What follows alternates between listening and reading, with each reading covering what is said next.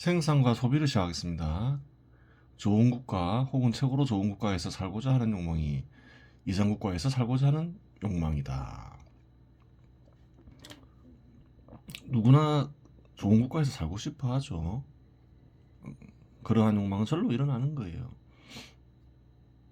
그러한 욕망은 자국을 좋은 국가로 만들려고 한다거나 좋은 국가로 여겨지는 국가로 이주하는 방법이 있는 거죠. 실제로 그러한 일들은 많이 일어나죠.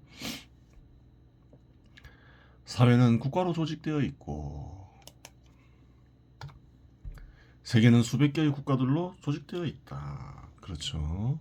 부유한 국가가 있는가 하면 가난한 국가가 있고, 번영하는 국가가 있는가 하면 쇠퇴하는 국가가 있다. 부유한 국가에 태어나면 굶어 죽을 일은 없고, 번영하는 국가에 태어나면 노력만 하면 원하는 바를 성취할 수 있다. 반면에 가난한 국가에 태어나면 일을 하고 싶어도 일자리를 구할 수 없고, 일을 해도 대가가 얼마 되지 않아 굶어 죽는 경우가 흔하고, 쇠퇴하는 국가에 태어나면 어지간해서는 원하는 바를 성취할 수 없고, 무엇을 해도 성공은 어렵고 실패는 쉽다. 그렇죠.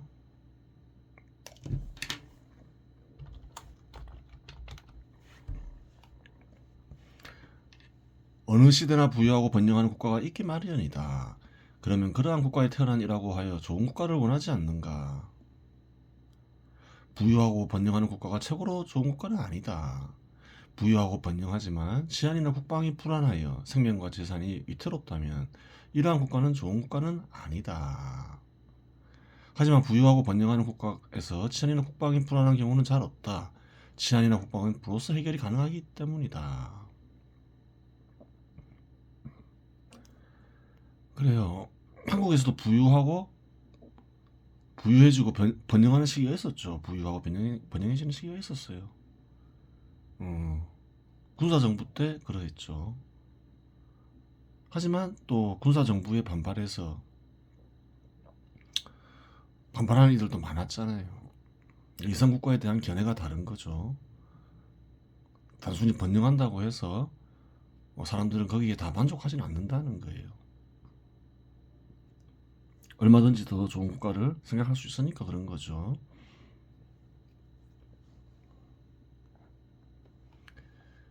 이외에도 최고로 좋은 국가가 되기 위해서는 여러 조건을 갖추어야 한다. 불우한 구속이 없어야 하고 공정이 실현되어야 한다. 그래요.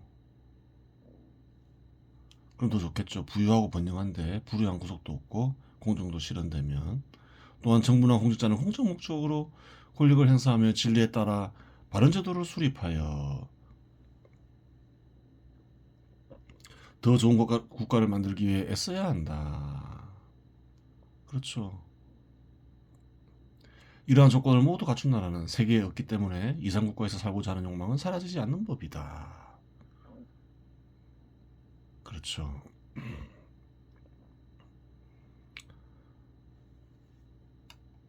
이상국가에 대한 견해는 사람마다 다를 수 있다. 온갖 망상을 하면서 여러 국가들을 상상할 수 있잖아요. 또 그 상상해서 만든 어떤 견해가 많은 사람들로부터 지지를 받을 수도 있겠죠. 현실에서 사회를 이루어지게 하는 섭리를 인식하고 섭리에 따라 섭리법을 제정하여 나라를 다스려야 이상국가가 실현된다고 말하는 이가 있는가 하면, 이거를 쓴 이는 예전에 사회를 이루는 섭리와 섭리법을 썼죠. 현실에서 섭리를 찾아야 된다. 그 섭리에 입각해서 그래요. 법을 제정해야지. 법을 제정하고 그 법에 따라 나라가 다스려져야지. 그래요. 국가는 번영하고 국민 경제는 풍요로워지고 만족한 삶을 살 수 있다. 그렇게 얘기했죠. 근데 다르게 생각하는 이도 있을 수 있겠죠. 현실과 현실에 간직된 섭리에 반발하여 정반대의 국가를 이상국가라고 생각하는 이도 있다. 그런 이들도 많죠. 섭리에 따라서 이제 국가가 발전하죠. 그 속에는 민간 기업도 있고 시장도 있고 또 그 사유재산을 가진 개인들도 있고, 근데 그러한 것들을 부정적으로 보고 또 섭리에 반발하여서 정반대의 견해를 내세우면서 그러한 국가가 이상국가다, 그렇게 주장하는 이들도 있잖아요. 대표적인 견해가 사회주의나 공산주의잖아요. 근데 현실과 섭리에 바탕한 게 아니죠. 그러하기에 어떤 이는 시장과 민간기업, 사유재산을 중시하며 이러한 것들을 이용하여야 이상국가를 실현할 수 있다고 주장하고,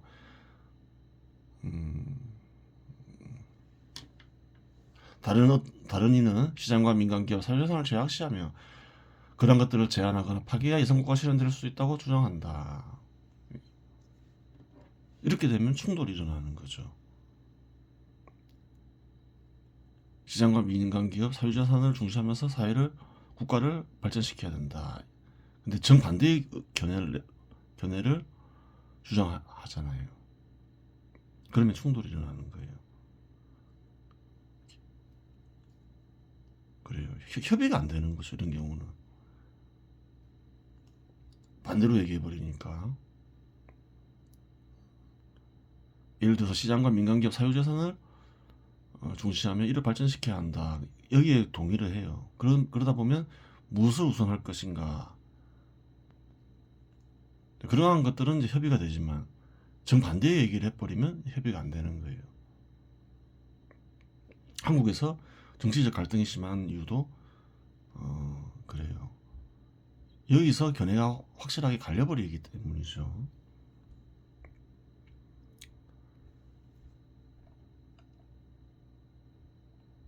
설사 이상국가에 대한 견해가 다르다고 하더라도 현실에 간직된 섭리에 따라 나라가 다스려져야 한다는데 모두 동의한다면 어찌 정치적 갈등이 있겠는가. 그래요. 하여간 이상국가에 대한 욕망이 강한 이들은 정당이나 시민단체에 가입하고 기꺼이 개인적으로 비용을 부담하면서 정치활동을 하며 자국을 좋은 국가로 만들기 위해 애쓴다. 그래요. 어떠한 견해를 가졌든 간에 이상국가에 대한 욕망은 누구나 지니고 있고 자국을 좋은 국가로 만들기 위해 애쓰죠. 3.1절에도 그런 일이 있었죠. 우파 시민들이 12만 명 모였다 하잖아요. 우파의 뜻이 실현된 국가가 이상국가라고 생각하는 거죠. 12만 명이 모였다죠. 좌파 인사들도 모였다잖아요. 1만 8천 명 모였다고 하죠. 그래요. 견해가 다르죠. 견해가 다른 이들이 이렇게 모이는 거예요. 갈등이 일어나는 건데, 근데 너무 적게 모이죠. 좌파 인사들이. 우파 인사들은 많이 모이는데 왜 그런가요? 꺼림칙하니까 많이 안 모이겠죠. 나서기가 어려운 거죠. 꺼림칙하니까. 왜 꺼림칙할까요? 이 글을 써니가 1월 18일 날 썼죠. 반란이 일어났다고. 반란 평정해야 된다 했잖아요. 아무래도 반란에 가담하기는 어렵죠. 반란 평정에는 가담하기가 쉽잖아요. 그래서 이런 차이가 나는 거예요.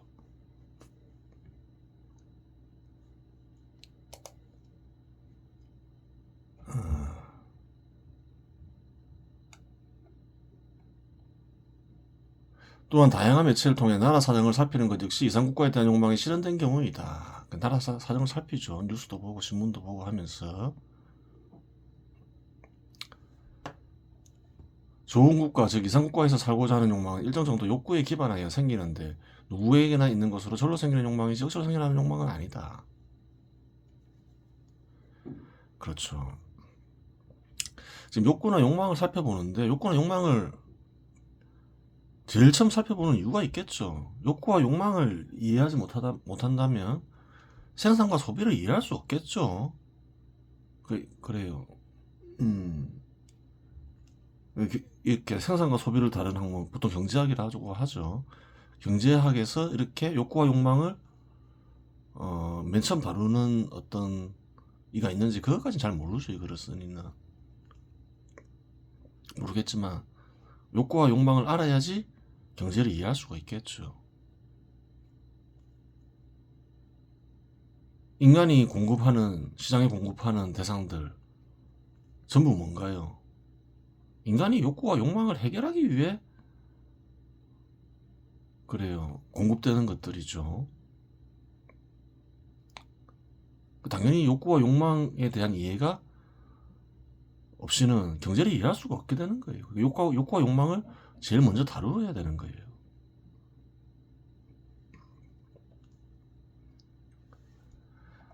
잘못된 이상국가에 대한 견해에 입각하여 국가의 제도를 수립하면 그러한 국가는 가난과 절망 속에 살게 되며 경우에 따라 국민들은 노예 신세로 전락한다. 조선시대도 그렇잖아요. 잘못된 견해, 뭐 성리학이건 유교건 그것으로 국가를 다스리려 하니까 어떻게 되나요? 가난해지고 국민들은 가난해지고 그 노예 신세로 전락하고 결국은 식민지로 전락하잖아요. 사회주의 공산주의 국가들도 마찬가지고 그 속에 살아가는 사람들은 가난과 절망 속에 살죠. 어느 경우에나 그렇죠. 과거에도 그랬고 현 시대에도 그러한 견해를 이제 국가 제도로 성립하고자 하면 다 가난과 절망 속에 살게 되잖아요. 노예 신세로 전락하고. 그래요.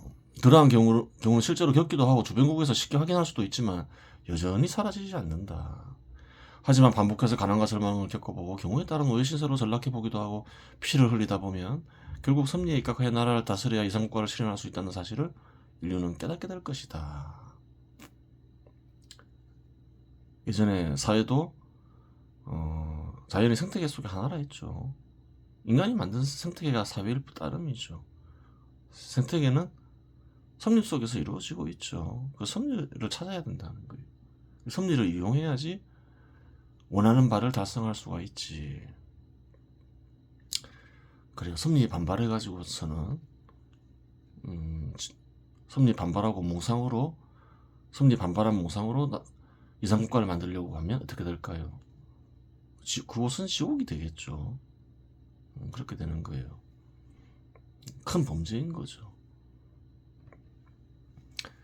섭리에 따라 다스려지는 3대 이상국가에 대한 욕구는 국가를 번영시키고 평화롭게 하고 국민 개인을 풍요롭게 하니 건정할 욕구이지 배척할 욕구는 아니다. 그렇죠. 놀고자 하는 욕망. 지금 누구에게나 있는 욕망을 누구에게나 있는 욕망을 다루고 있는 거죠. 이상국가에서 살고자 하는 욕망, 명예를 얻고자 하는 욕망, 부를 얻고자 하는 욕망, 누구에게나 다 있는 욕망이죠. 강하고 약하고의 차이는 있겠지만 놀고자 하는 욕망은 어떤가요? 이 역시 누구에게나 있는 욕망이죠. 한번 보겠습니다. 고통에서 벗어나 쾌락을 누리고자 하는 애착이 휴식욕과 결합하여 나타나는 욕망이 놀고자 하는 욕망이다. 누구나 고통 겪는 걸 싫어하고 쾌락을 누리고 싶어 하죠. 고통에서 벗어나 쾌락을 누리고 싶어 해요. 그러한 애착이 이제 휴식욕과 결합하면 놀고자 하는 욕망이 된다. 이렇게 이해하고 있는 거죠. 즉 기왕 쉴 거면 즐겁게 쉬고자 하는 욕망이 놀고자 하는 욕망이다. 이러한 욕망은 누구에게나 절로 일어나는 욕망이지 억지로 생겨난 욕망은 아니다. 절로 일어난다는 거예요. 앞에서 얘기했지만 절로 일어나는 욕망은 필요하니까 있는 것이죠. 쉴 때 가만히 앉아서 쉴 수도 있고 누워서 쉴 수도 있다. 하지만 생각하는 존재인 인간은 질 좋은 휴식 방법을 연구할 수 있다. 즐겁게 쉴 수 있으면 좋잖아요. 가만히 앉아서 쉴 수도 있지만 텔레비전을 보면서 쉬거나 음악을 들으면서 쉬거나 책을 읽으며 쉴 수도 있는데 이런 놀고자 하는 욕망이 발동된 경우이다. 그냥 가만히 있지는 잘 않는다는 거예요. 어린아이는 쉬는 시간에 장난감을 가지고 놀면서 쉬고 쉬는 날에 놀이동산에서 놀이기구를 타며 쉬는 것을 좋아한다. 어린아이들에게서는 이제 그런 경향성이 발견되죠. 성인 남녀는 나이트클럽에 가서 서로 어울리며 춤추며 술 마시면서 쉬는 시간을 보내기도 하는데 이는 성욕을 어느 정도 해결하면서 노는 경우이다. 그래요. 예술작품 감상하기, 스포츠 즐기기, 게임하기 등 다양한 취미 활동이 있는데 이러한 것들 모두 놀고자 하는 욕망이 발동되며 나타난 활동이다. 그래요. 그렇죠. 고통이 인간에게 필요한 것이라고 하지만 시시각각 끊임없이 찾아오는 것이 고통이다. 그래요. 항상 고통 속에서 고통은 피할 수 없다 했죠. 어떤 식으로든 고통은 죽기 전까지 찾아오죠. 놀 수 있다는 희망이 있다면 고통을 겪을 때 부담이 줄어드니 놀고자 하는 욕망 역시 인간에게 필요한 것이다. 그래요. 절로 생기는 욕구나 욕망은 필요하니까 다 있는 거라고 보면 돼요. 잘 사용해라는 뜻인 거죠. 잘못 사용하면 이제 문제가 되지만 잘 사용해야 돼요. 또 사용 안 하면 또 문제가 되는 거죠. 육체를 가꾸고자 하는 욕망. 그래요. 육체를 가꾸고자 하는 욕망에는 크게 두 가지가 있다. 건강한 육체를 만들고자 하는 욕망, 아름다운 육체를 만들고자 하는 욕망. 그렇죠. 두 가지가 있죠. 육체를 보호하고자 하는 욕구, 즉 보신욕이 생각을 통해 승화되어 나타나는 욕망이 건강한 육체를 만들고자 하는 욕망이다. 보신욕은 즉각적으로 신체에 반응하는 욕구로 인해 생기지만, 그렇죠. 위험한 물건을 보면 피하고자 하는 거 즉각적으로 생기죠. 다치면 치료하고자 하는 욕망. 건강해지고자 하는 욕망은 생각을 통해 형성된다는 점에서 보신욕과 구별되어진다. 그래요. 건강해져야 되겠어. 이것은 생각을 해야 되죠. 건강해지고자 하면 무엇을 해야 될까? 운동을 하자. 이런 것들은 생각을 통해서 나타나는 거지 즉각적인 반응은 아니죠. 건강해지면 병이 잘 걸리지 않고 오래 살 수 있다는 점에서 육체를 보호하는 것이니 보신욕과 목적은 같다. 목적은 같지만 생각을 통해서 형성된다는 점에서 구별되죠. 누구나 건강하게 오래 살고 싶어하니 절로 생겨나는 욕망이지 억지로 생겨나는 욕망은 아니다. 운동을 하거나 몸에 좋은 음식이나 약을 먹는 행위는 건강한 육체를 만들고자 하는 욕망이 실현된 경우이다. 그렇죠. 건강해지기 위해서 여러 행위를 하죠. 인간으로 태어났으면 충분한 시간을 가지고서 할 일은 하고 가야 하는 법이고 기왕 살 거면 아프지 않고 사는 것이 바람직하다. 즉 건강한 육체를 만들고자 하는 욕망은 인간에게 필요한 욕망이다. 그래요. 절로 생기는 욕망은 다 필요하다. 어지간하면 다 필요하다. 그렇죠. 대신 잘 실현해야 된다. 그렇게 되는 거죠. 결론은. 다른 사람에게 호감을 얻고자 하는 욕망을 육체를 통해 실현하고자 할 때 나타나는 욕망이 아름다운 육체를 만들고자 하는 욕망이다. 누구나 타인이 자신을 못난이라고 비난하는 일을 싫어하고 기왕이면 이쁘니 멋진이라는 소리를 듣고 싶어한다. 타인에게 인정받고 싶어한다는 점에서 명예욕이 육체와 결합하여 생겨난 욕망이니 명예욕이 객기로가 생겨난 욕망이다. 객길로 갔다고는 하지만 누구나 육체를 중시하니 절로 생겨날 수밖에 없는 욕망이지 억지로 생겨난 욕망은 아니다. 육체를 통해서 호감을 보이려는 욕망은 누구에게나 있겠죠. 남성은 여성이 선호하는 육체를 만들고자 하고 여성은 남성이 선호하는 육체를 만들고자 하니 성욕과 직접적인 연관은 없지만 그렇다고 무관한 것은 아니다. 물론 이제 직접적인 연관이 있을 수도 있죠. 특정 남성에게 잘 보이려고 육체를 만들려고 한다거나 특정 여성에게 잘 보이려고 육체를 아름답게 가꾸고자 하면 그때는 이제 성격과 직접적인 연관이 있죠. 경우 따라 다르긴 해요. 하지만 통상 호감을 보이기 위해서 육체를 아름답게 보이고자 하는 것은 성욕과 직접적인 연관은 없죠. 운동이나 약으로 살 빼기, 화장하는 일이나 성형수술하는 일 등은 모두 아름다운 육체를 만들고자 하는 욕망이 실현된 경우이다. 그렇죠. 타인에게 불쾌감을 주어서 무엇하겠는가. 깨끗이 씻고 단정하게 옷을 입으면 그만이다. 너무 이쁘게 보이고 멋지게 보이려 하다 보면 타고난 육체에 오만만 생겨 결국 마음의 병이 새드는 법이다. 아무리 써도 본바탕을 개조하는 일은 어렵고 실상 외모의 기준은 유행 따라 변하는 법이다. 즉 아름다운 육체를 만들고자 하는 욕망은 남들에게 불쾌감을 주지 않을 정도만 있으면 된다. 또 필요하니까 또 생긴다는 거예요. 남들에게 불쾌감을 주지 마라. 또 그런 뜻이 간직되어 있겠죠. 너무 심하면 어떻게 되나요?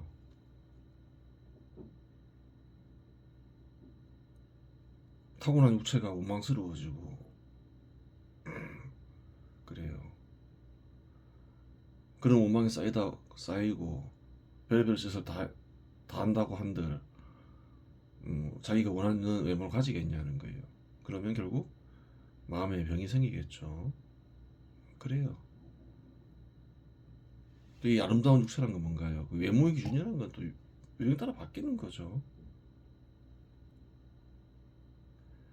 그래요. 남들에게 뭐 불쾌감 안 줄 정도로만 지니고 그냥 깨끗이 씻고 뭐 단정하면 그 정도면 됐다는 거예요. 그래 이번 시간 여기서 마치겠습니다.